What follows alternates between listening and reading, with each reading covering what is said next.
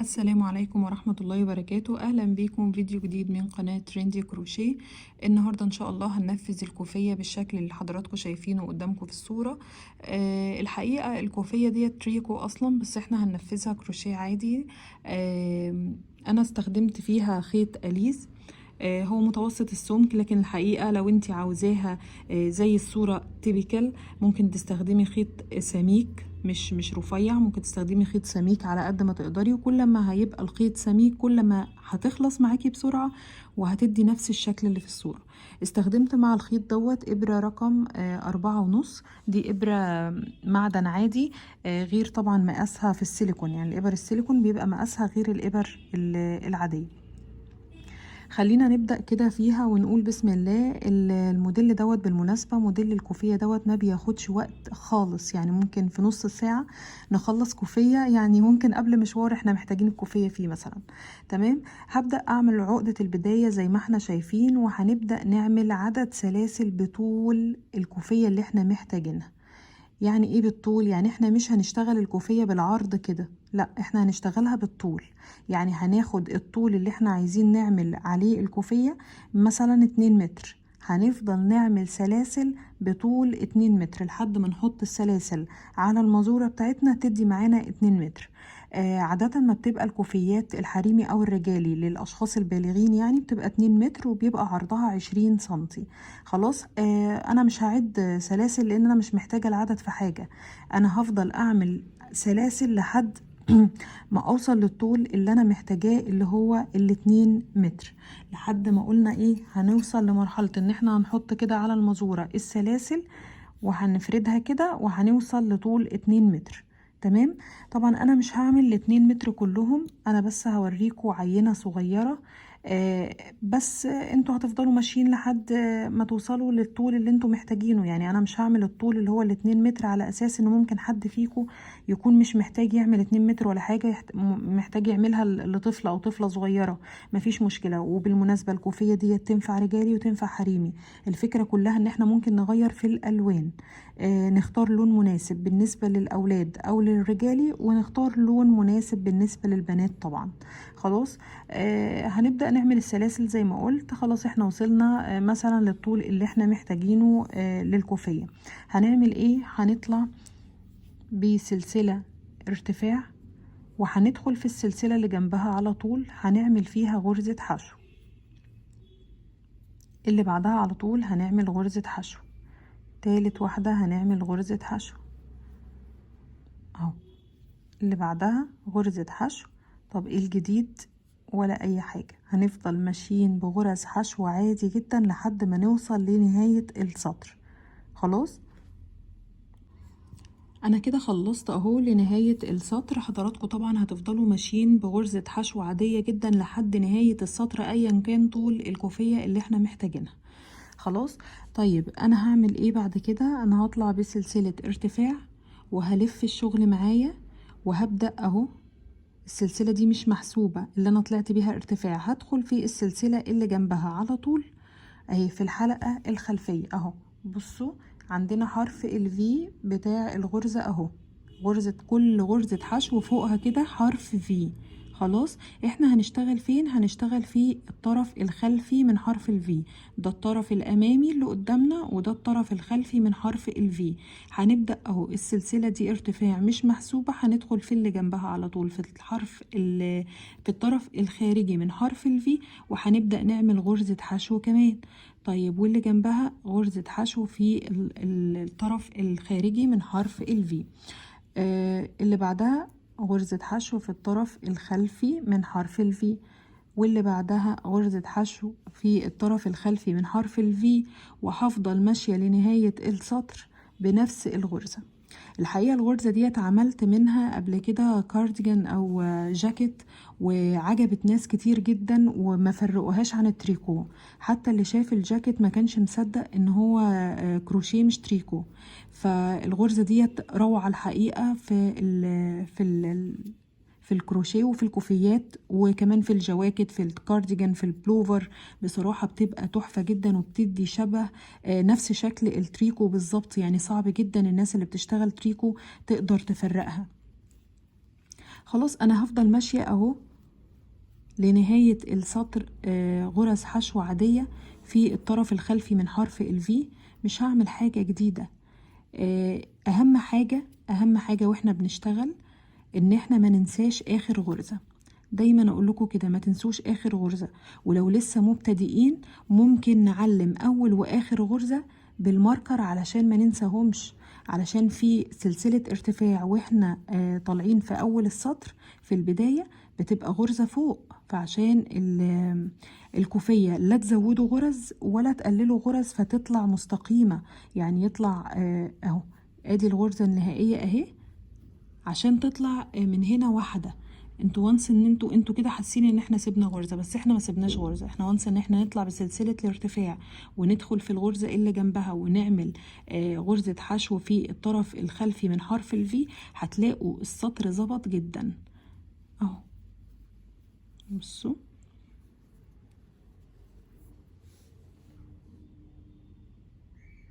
خلاص اهي. طبعا احنا هنفضل علشان الغرزة تبان، هنفضل لاخر السطر وهرجع لكم تاني علشان تبقى السطر كمل والغرزة بدأت تبان كمان. عملت سطرين كده كمان علشان اوريكم وتكون الغرزة بانت، لان اللي شاف الفيديوهات بتاعة الجاكيت قبل كده او الكارديجان اللي عملناه بنفس الغرزة عارف ان هي ما بتبانش غير اللي هو الخط البارز ده، ما بيبانش غير بعد سطرين ما بنشتغل. يعني كل سطرين بيبقى خط بارز زي ما انتوا شايفين. الغرزة شكلها تحفة الحقيقة، وهي نفس شكل الصورة بالظبط، يعني هي نفس شكل التريكو بالظبط، مفيش اي اختلاف. الخطوط دي هتبقى بالطول، علشان كده قلتلكوا هنشتغل بطول سوري، عشان كده قلت لكم هنشتغل بطول الكوفية، مش هنشتغل بالعرض. لان احنا لو اشتغلناها بالعرض تخيلوا كده عملنا عدد سلاسل بعرض ال20 سنتي ومشينا بالغرزة دي رايح جاي رايح جاي، بصوا الخطوط هتبقى بعرض الكوفية مش بالطول زي الصورة. الخطوط دي هتطلع بنفس شكل الصورة بالظبط، الكوفية هتبقى بنفس شكل الصورة بالظبط. مش محتاجة حد يكون بروفيشنال في الكروشيه. لو حتى انتي ما بتعرفيش حاجة خالص في الكروشيه، يكفي ان انتي تشوفي فيديو عمل السلسلة دي اللي هي مفيش اسهل منها، دي الغرزة البدائية او البيز يعني اللي بنشتغل عليه اي حاجة كروشيه. وهتعملي غرزة حشو، وغرزة الحشو لو ما مش عارفاها لا انا اوريها لك. انتي بتطلعي بسلسلة ارتفاع في اول كل سطر، وبتبدأي في الطرف الخلفي من حرف الفي زي ما قلتلك، بتدخلي الإبرة وبتلفي لفة على الإبرة وبتطلعيها من الحلقة، بيبقى معاكي حلقتين على الإبرة، بتلفي لفة كمان وبتطلعيها من الحلقتين. تمام، يبقى اهو بندخل في الطرف الخلفي من حرف الفي، بنطلع لفة الإبرة، بيبقى معانا حلقتين، بنجيب لفة ونطلعها من الحلقتين. تالت بندخل الإبرة في الطرف الخلفي من حرف الفي وبنجيب لفة على الإبرة وبنطلعها من الطرف الخلفي. بعد كده بيبقى معانا حلقتين على الإبرة، بنلف لفة ونطلعها من الاتنين مرة واحدة. مفيش أسهل من كده. الكوفية ما فيهاش أي شغل جديد. وعلى فكرة أنا يعني من وجهة نظري إن الغرزة دي غرزة السهل الممتنع بالنسبة لي. يعني غرزة الحشو من كتر ما هي سهلة الناس مش متخيلة إن هي بتدي نفس شغل الحاجات الهاند ميد الغالية قوي اللي بتبقى تريكو، أو اللي هي بتبقى شغل بقى محلات وكده. لا، هو هيديكي نفس الشكل بالظبط. اعمليها بس في الطرف الخلفي من حرف الفي وشوفي احلى كوفية في اقل وقت. عايزه اقول لكم نص ساعه. لو حد متمكن من الابره ومن الخيط هتاخد منه نص ساعه بالظبط، هيبقى مخلص احلى كوفيه ممكن يلبسها في الشتاء. طبعا احنا بعد ما بنخلص الكوفيه وبنجيب المازوره بتاعتنا وبنحطها كده، بنفضل رايحين جايين رايحين جايين بغرز حشو في الطرف الخلفي من حرف الفي. في الاخر بنحط المازوره بتاعتنا كده لحد ما توصل للعرض اللي انت محتاجاه. محتاجه الكوفيه عرضها 10 سنتي لطفل صغير اعملي، محتاجه الكوفيه الراجل كبير تبقى 20 سنتي تمام. هي المقاس اللي هو المثالي او القياسي بيبقى 20 سنتي للبالغين، يعني عشان تبقى الكوفية متنية، يعني يبقى فيها سمك، تبقى ممكن تتني على بعضها وممكن تتلف حوالين الرقبة كمان، فبنعملها 2 طول و20 سنتي بيبقى عرض. خلاص. مش عايزة أطول عليكم في الكلام، هو الكوفية شارحة نفسها والغرزة مبينة نفسها، مش محتاجة كلام. ولكن طبعا عايزين تسيبوها كده تمام، بس هو يستحسن ان احنا نركب فيها شراشيب عشان ما تفضلش الطرف بتاع الكوفية يلوي مننا. خلاص. طبعا في البنات ممكن تجيبي الشراشيب ملونة، يعني عادي، البنات بيبقى شغلهم لذيذ وبيبقى شكله حلو جدا، فممكن تجيبي الشراشيب تبقى كذا لون وتحطيهم مع بعض مثلا، هيدوا شكل حلو قوي. خلاص. وممكن تعمليهم سادة لون الكوفية، مفيش مشكلة. اما بالنسبة لطريقة تركيب الشراشيب فخليني اعملها لكم برضو علشان الناس اللي ما تعرفش تركب شراشيب ازاي في الكوفيات. يلا بينا نشوف الشرشوبة هنعملها ازاي. احنا كده خلاص هنعتبر ان احنا خلصنا كده الطول في العرض، ودي الكوفية بتاعتنا الجميلة قوي، واحنا عايزين نعمل لها دلوقتي الشراشيب. طيب هنعمل الشراشيب ازاي؟ هنشوف، هنحدد الاول طول الشرشوبة اللي احنا محتاجينها. يعني لو عايزين مثلا الشراشيب 10 سنتي، تمام، هنحدد معانا مزورة او حتى ورقة كرتون، اي حاجة نقيس عليها بحيث الشراشيب كلها تبقى مقاس واحد. هنبدأ نحط الخيط كده على المزورة بتاعتنا لحد ما نوصل لمقاس مثلا 10 سنتي اللي احنا محتاجينه. لا طب انا عايزاها 15، مفيش مشكلة، خليها 15. خلاص حطيتي كده اهو، دي كده 15 سنتي تمام. هتبدأي بقى اهو تعملي كمان عليهم 15 سنتي، وتبدأي تلفي الخيط كده وتجيبيه كمان لفة عليه، وهنبدأ نلف. يعني ممكن تعملي ورقة كرتونة او حاجة يبقى بطولها بطول الشرشوبة اللي انت عايزاها، وتبدأي تلفي عليها الخيط لو انت حاسة ان الطريقة ديت صعبة عليكي، رغم ان هي سهلة جدا. يعني انا مش شايفة فيها اي صعوبة. انت بتحددي طول الشرشوبة، يعني في ناس بتشتغلها اصلا من غير مزورة، يعني في ناس بتبقى بالنظر كده عارفة طول الشرشوبة اللي هي محتاجاها.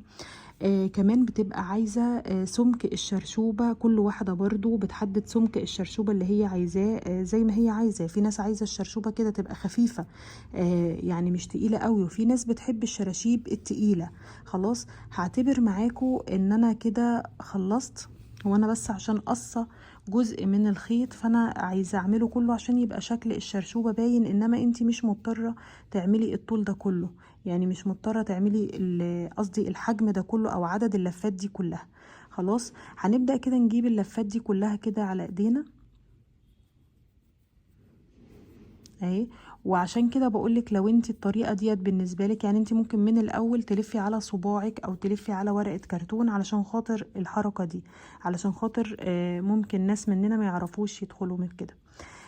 هي مفيهاش حاجة، احنا بس بندخل في اللفات اللي احنا عاملينها اهو، بنخلي ناحية الخيط الناحية دي والناحية الناحية دي اهي، وبندخل هنا كده. خلاص احنا دخلنا. برضو بنبقى محددين هنعمل الشرشوبة فين بالظبط، يعني هل هنعملها قبل كل خط بارز وبعده؟ تمام قوي. طب هل هنعملها لا على مسافات متباعدة؟ اعملي زي ما انت عايزة، المهم ان انت تمشي كله بنفس الايه المقاس، يعني كله بيبقى بنفس البعد عن الغرزة عشان يبقى الشكل حلو. هتدخلي الإبرة اللي انتي بتشتغلي بيها، او تدخلي إبرة تانية عادي، اي إبرة. المهم ان انتي هتسحبي بيها الحلقات دي كلها كده من الفتحة اللي قبل العمود اللي هي غرزة يعني. تمام. دي كان اخر الخيط وانا هقصه عادي. تمام كده اهو. بتطلعي الخيط كده اهو معاكي اهو، بتطلعيه كله معاكي، وتبدأي تدخلي ايدك كده وتسحبي كأنك بتعقدي بالظبط الخيط، وتسحبي منه الشراشيب كلها وتشديها كده بالراحة. خلاص اهي.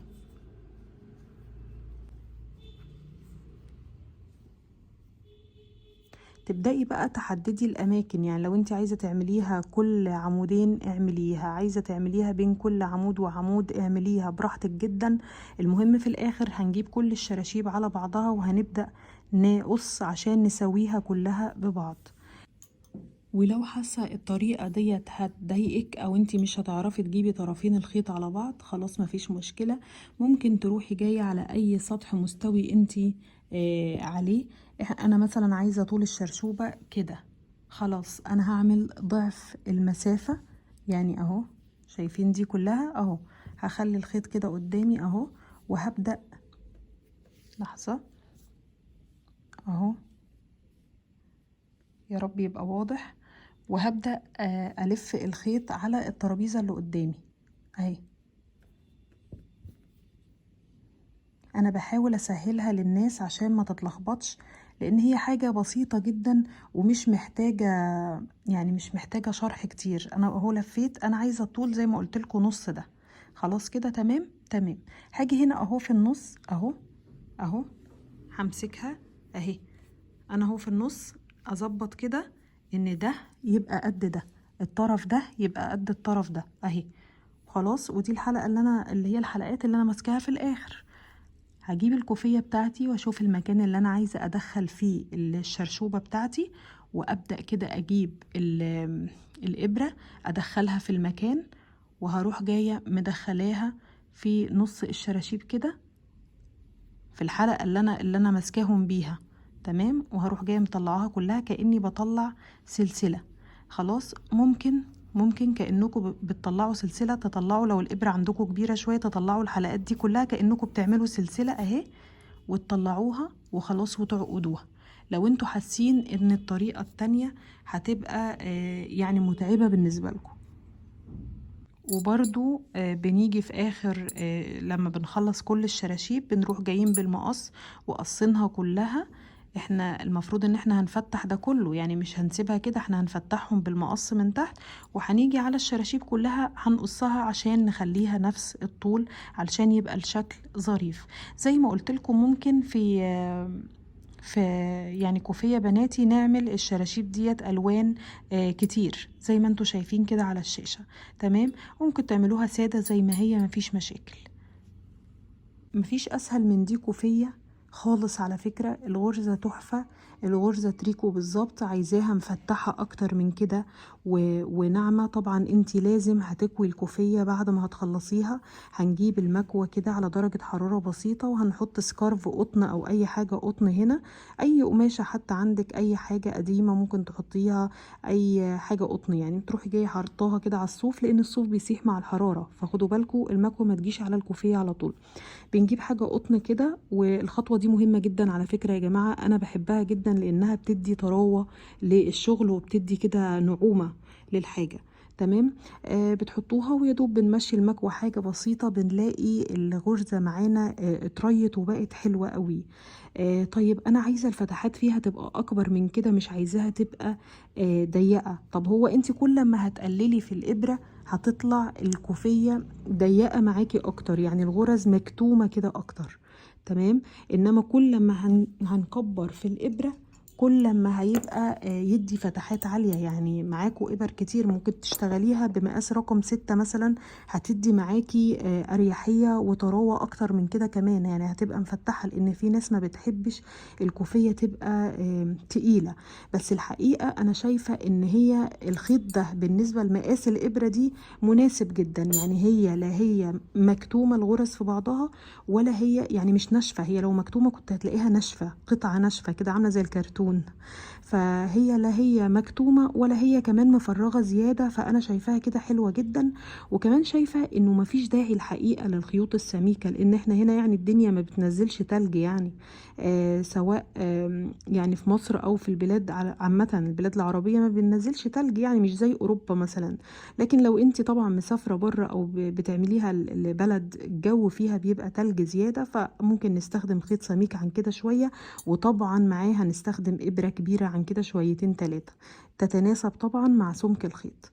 اتمنى يكون فيديو النهاردة عجبكم، واتمنى تكون الطريقه ديت سهله التنفيذ. اللي يهمني كمان الناس المبتدئه يمكن اكتر من البروفيشنال، لان البروفيشنال اكيد هم اشطر مني، واكيد كلكم عارفين الغرزه ديت، وهي حاجه بدائيه. يعني غرزه الحشو دي غرزه بدائيه في الكروشيه. انما اللي هيفرحني قوي ان الاقي حد مبتدئ وكتب لي في التعليقات ان هو استفاد فعلا من الشرح، وانه فعلا نفذ الكوفيه وكانت كويسه جدا ومرضيه بالنسبه له. يا ريت لو عجبكم الفيديو ما تنسونيش طبعا بلايك وتعملوا لي كومنت ظريف يشجعني اكمل في نفس المحتوى. ويا ريت كمان لو لسه ما اشتركتوش في القناة وعاوزين تشوفوني في فيديوهات تانية كتير، يا ريت تعملوا سبسكرايب او اشتراك في القناة وتفعلوا الجرس على الكل عشان يوصلكم كل جديد. شكرا.